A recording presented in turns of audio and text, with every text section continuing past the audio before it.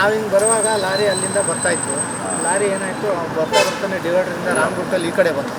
ಈ ಕಡೆ ಬಂದವನೇ 2-3 ಗಾಡಿ ಬರ್ತಾಯಿತ್ತು. ಇವ್ರದ್ದೆಲ್ಲ ಬರ್ತಾಯಿತ್ತು ಗಾಡಿ, ಇಂಡಿಕಾ ಇವ್ರದ್ದೆಲ್ಲ ಇಟಿಯೋಸ್ ಎಲ್ಲ ಬರ್ತಾಯಿತ್ತು. ಇವ್ರದ್ದೆಲ್ಲ ಮಿಸ್ ಆಗಿ 2 ವೀಲರ್ಗೆ ಡೈರೆಕ್ಟಾಗಿ ಹೊಡೆದ.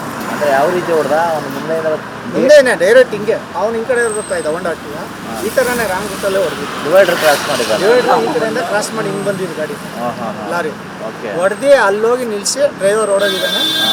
ಅವ್ರಿಗೆ ತುಂಬ ಹುಷಾರಿಲ್ಲ, ಕ್ಲೀನರ್ ಜೊತೆಲಿದ್ದಾರೆ. ಆಟೋವ್ರು ಕರ್ಕೊಂಡು ಹೋಗಿದ್ದಾರೆ ಹಾಸ್ಪಿಟ್ಲಿಗೆ. ಯಾವ ಹಾಸ್ಪಿಟ್ಲಲ್ಲಿ ಅವ್ರು ಅಡ್ಮಿಟ್ ಮಾಡಿದ್ದಾರೆ ಅಂತ ಗೊತ್ತಿಲ್ಲ. ಬಟ್ ಆ ದಾಖಲಾತಿ ಎಲ್ಲಿ ರಾಮಾಯಣ ಕಂಡೀಷನ್ ಹೆಂಗಿತ್ತು ಸರ್ ನೀವು ನೋಡಿದಾಗ?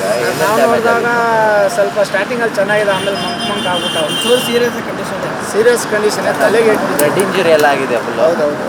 ಎಲ್ಲೆಲ್ಲ ಆಗಿತ್ತು ಅಂತ? ತಲೆ ಆಗಿತ್ತು, ಸೊಂಟ, ಮೇನು ಹೆಡ್ಡಿಗೆ.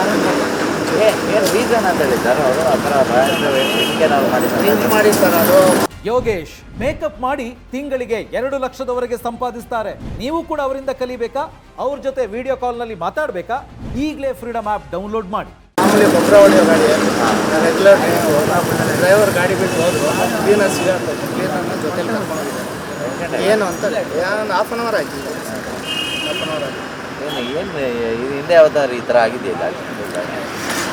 ಆದರೆ ಎಷ್ಟೋ ವರ್ಷ ಆಗಿತ್ತು. ಈ ಡಿವೈಡ್ರೆಲ್ಲ ರೋಡ್ ಕ್ಲೋಸ್ ಮಾಡಿದ್ಮೇಲೆ ಇದೇ ಫಸ್ಟ್ ಆಗಿರೋದು ಈ ಥರ ಡಿವೈಡರ್ ಕ್ರಾಸ್ ಮಾಡ್ಕೊಂಡು